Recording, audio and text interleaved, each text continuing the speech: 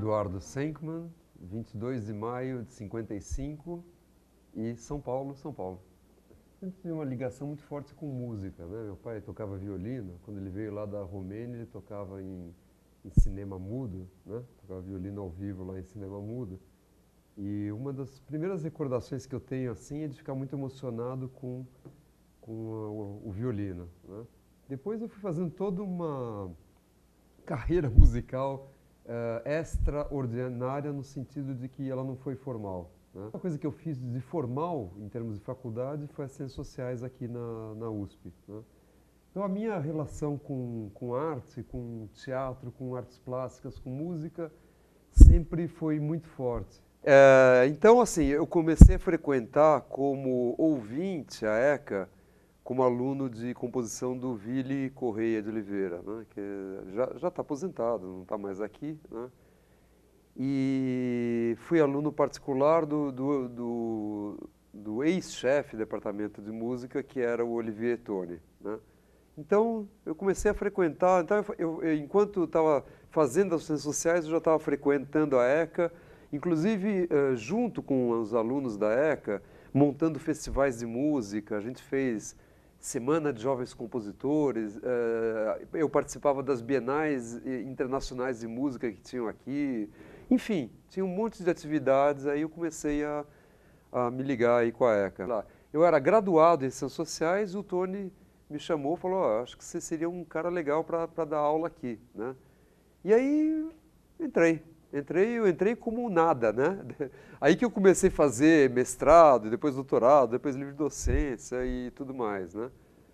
E, enfim, eu fiquei na música, no departamento de música, desde 81 a 2000, quando aí eu recebi um convite para dar aulas na Comunicações e Artes. O diretor era o Valdenir Caldas, né?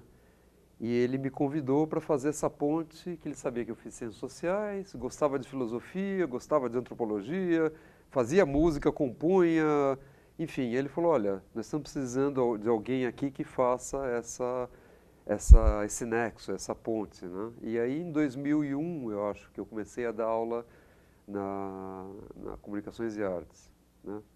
E para mim eu gosto de enfrentar desafio.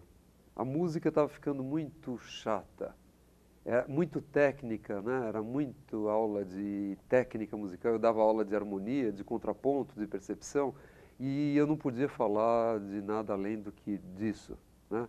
Não podia falar das minhas filosofias, das coisas que eu gosto de juntar com música, né? Porque, na verdade, a música está na cultura, né? Você não pode ter uma cultura simplesmente musical. Você tem que ter uma cultura, né? Aliás, o ser humano é o ser da cultura. E aí voltei a estudar muito, né? A estudar coisas que estavam para além da música, até para poder estabelecer esses nexos, né? E aí as aulas para mim viraram uma diversão, assim, no sentido de fazer aquilo que eu gosto com prazer, né? E receber alunos aí da USP inteira, que vêm com as suas, né?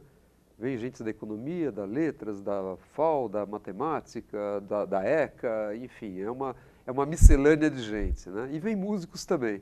Mas para mim, interdisciplinaridade é sintoma. É sintoma de que as coisas já estão separadas, né? Porque né, as humanas são interdisciplinares, já na essência. Se você tem que criar coisas interdisciplinares, é porque essa essência dançou, né? Quer dizer, todo mundo foi para um lado técnico, para a sua seara, se umbigou no seu canto e não está conversando com os outros, né? Mas nunca houve cultura sem diálogo, né? Sem conversa com os outros. Então, para mim, a questão da interdisciplinaridade não é um problema, porque ela é. Né? Aluno, eis aí outro problema essencial do que virou a universidade. Que é o seguinte, todo esse esquema de mestrado, doutorado, pós-doutorado, livre docência, titularidade, você acaba se virando para você mesmo. E todo esse esquema da pós-graduação, de linhas de pesquisa, a coisa está cada vez mais enclausurada, né? E mais centrada na pós do que deveria ser a essência de uma escola, que é a graduação. Agora eu saí da pós-graduação da música e consegui respirar. Dá para compor de novo, dá para parar de pensar que a minha composição tem que virar pesquisa para pós-graduação. Quer dizer, tudo isso é um absurdo, né? A questão da ciência, né? Então você abre, por exemplo, o Lattes, é todo ele para a ciência, não é para as artes, não é para o nosso perfil. Então, em vez de você centrar toda a questão educacional, projeto educacional não existe, mas em vez de você centrar na graduação, a escola acabou centrando isso na pós e nos professores, e deixaram os alunos de lado.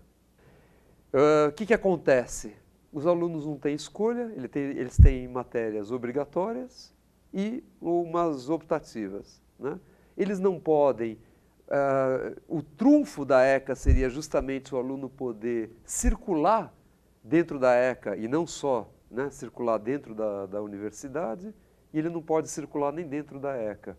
Então, os alunos de um departamento não conhecem os alunos de outro, os departamentos se feudalizaram, né? Virou uma disputa de poder em cada departamento, um feudozinho, que acha que está fazendo uma grande ciência, né? Sinto muito. Ciência se faz com diálogo, não se faz com o teu próprio umbigo, né? E aí, esse diálogo que acontece lá, ao vivo e em cores na aula, é que é legal. E aí, é esse que me leva a evoluir, inclusive, né? Teve um livro que eu lancei, que ele partiu da livre-docência, que se chama Estética da Comunicação Musical. Em vez de se chamar Estética Musical, que se eu tivesse um departamento de música é assim que talvez se chamasse, né? Eu pensei no quê? Na questão de que qualquer arte precisa se comunicar.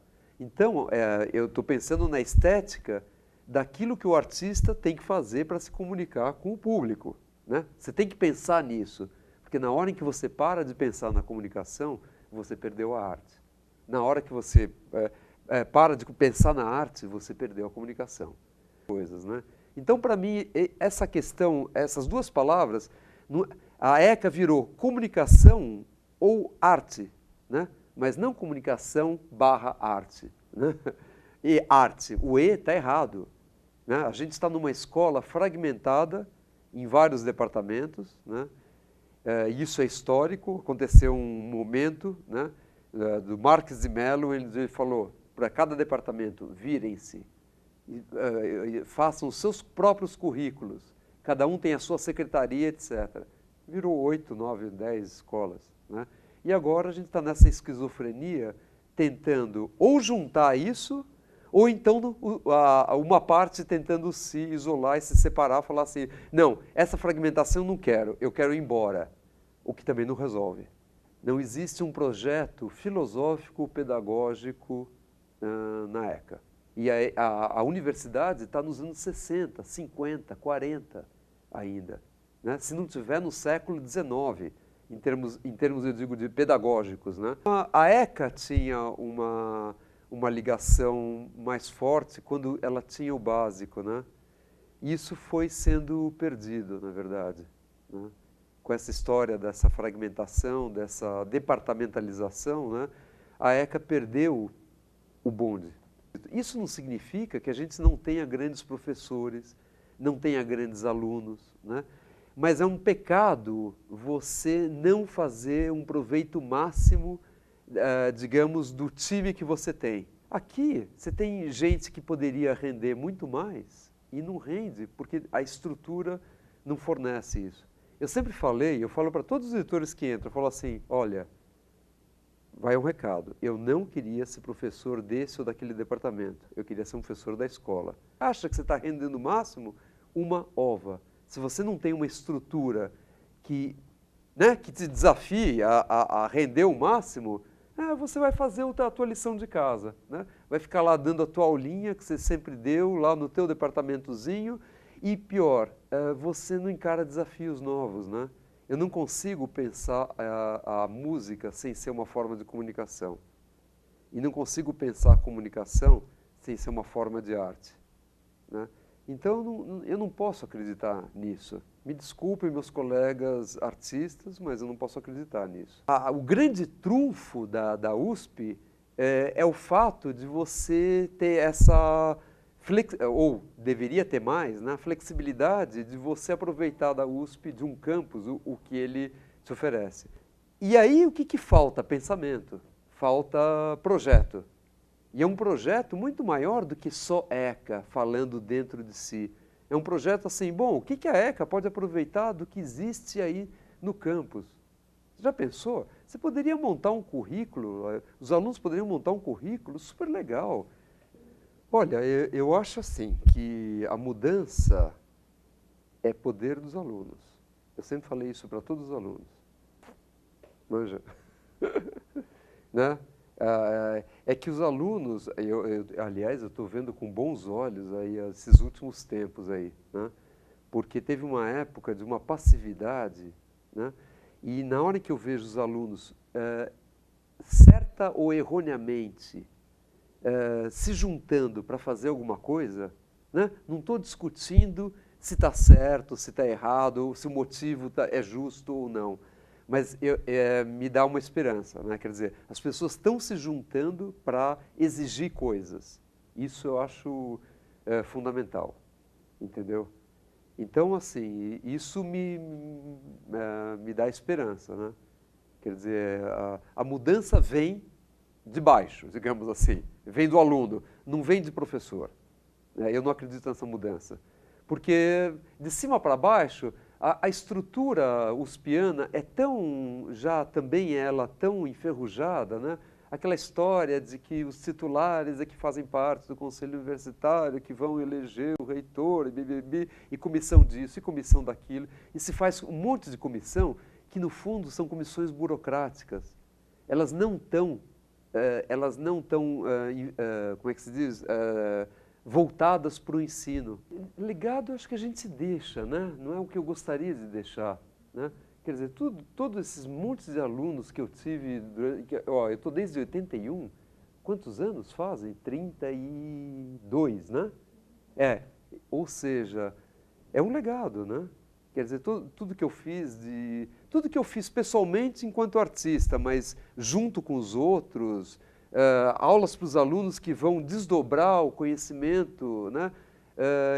Muita gente, eu fico contente quando as pessoas às vezes se encontram comigo, não sei aonde, às vezes eu sou muito bom fisionomista, né? Nome, esquece, né? Eu já esqueci quase todos os nomes que vocês me deram aqui. Mas quando um aluno fala assim, pô, Eduardo, aquela tua aula lá foi importante para mim, eu nem sei mais que aula que eu dei para o fulano, né? Mas isso é gostoso, né? Quando você tem esse feedback, né? Ou seja, o legado você deixa, na verdade, né? Não é deixar um legado, você tem uma trajetória, e essa trajetória vai deixando rastros que estão por aí, né? É gozado isso, né? O Sartre fala muito disso, né? O ser humano, ele não vai ter consciência da sua própria trajetória, porque no dia que ele morrer, ele já morreu.